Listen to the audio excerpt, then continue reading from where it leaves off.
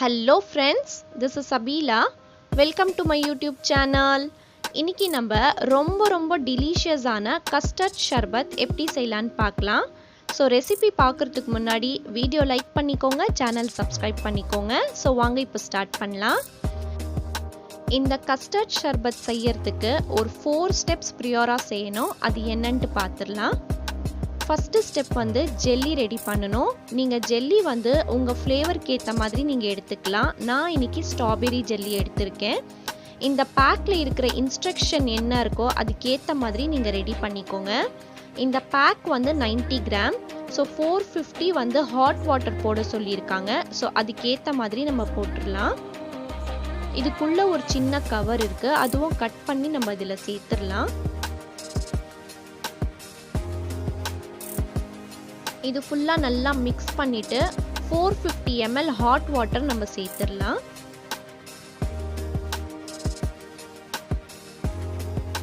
இப்போ இது நல்லா mix பண்ணிட்டு 10 மினிட்ஸ்க்கு அப்புறம் ஃப்ரிட்ஜ்ல எடுத்து வெச்சிருங்க. ஜெல்லி நல்லா செட் ஆயிடும். சோ இது சைடுல இருக்கட்டும். ஸ்டெப் 2 வந்து பால் வந்து சூடு பண்ணிக்கோங்க. சோ நான் இன்னைக்கு 1/2 லிட்டர் பால் எடுத்துர்க்கேன். இப்போ ஸ்டெப் 3 பார்க்கலாம். ஒரு மிக்ஸி ஜார்ல கொஞ்சமா பாதாம், கொஞ்சமா பிஸ்தா, ஏலக்காய் இந்த மாதிரி ஸ்லிட் பண்ணி போட்டுக்கோங்க.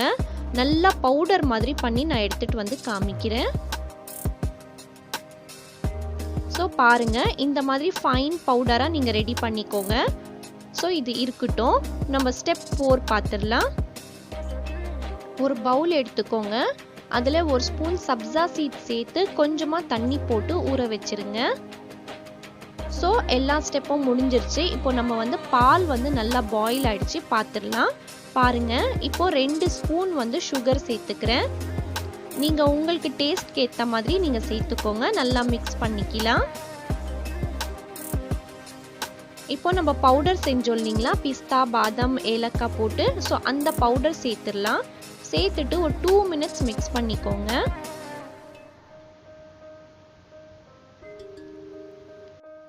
இப்போ ஸ்டவ் சிம் ஃப்ளேம்ல வெச்சிட்டு ஒரு பவுல் எடுத்துக்கோங்க. அதுல 2 ஸ்பூன் கஸ்டர்ட் பவுடர் சேர்த்துக்கோங்க. சேர்த்துட்டு கொஞ்சமா தண்ணி போட்டு ஃபோக்ல நல்லா டிசால்வ் பண்ணிக்கோங்க.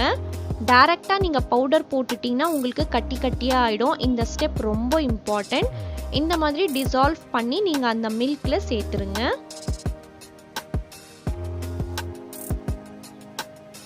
இந்த கஸ்டர்ட் பவுடர் சேர்த்துட்டு பிறகு நிறைய குக் எல்லாம் பண்ண வேண்டாம். ஜஸ்ட் அந்த பாயில் வந்தா மட்டும் போதும். நீங்க ஆஃப் பண்ணிருங்க. பாருங்க, நல்லா mix பண்ணிக்கோங்க. இந்த மாதிரி கன்சிஸ்டன்சி இருந்தா போதும். இது வந்து நல்லா கூல் ஆயிட்ட பிறகு இன்னும் கொஞ்சம் கெட்டி ஆயிடும். சோ ஆஃப் பண்ணிடலாம். நல்லா கூல் ஆகட்டும், விட்டுறலாம்.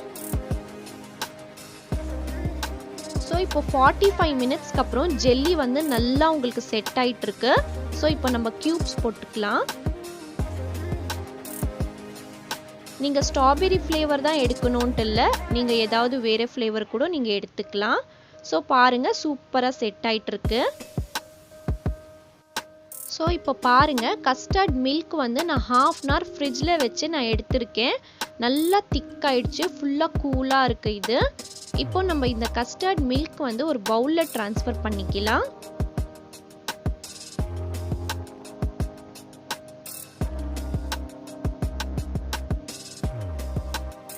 இது வந்து நல்லா திக்கா இருந்தா தான் நல்லா இருக்கும். உங்களுக்கு இந்த அளவுக்கு திக் வேண்டாம்னா நீங்க கொஞ்சம் தண்ணி சேர்த்துக்கலாம். இப்போ ஊற வெச்ச சப்ஜா சீட்ஸ் இருக்கு இல்லீங்களா, பாருங்க நல்லா உப்பி மேலே வந்திருக்கு. சோ அது ஃபுல்லாவே நம்ம இதுல சேர்த்துறலாம்.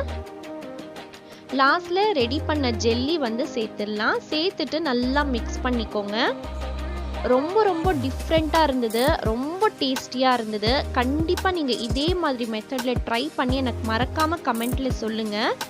நீங்க வந்து ஐஸ் கியூப்ஸ் கூட நீங்க இதுல சேர்த்துக்கலாம். பட் நான் வந்து சேர்க்கல ஐஸ் கியூப்ஸ். நீங்க சர்வ் பண்றதுக்கு முன்னாடி ஐஸ் கியூப்ஸ் கூட நீங்க போட்டுக்கலாம்.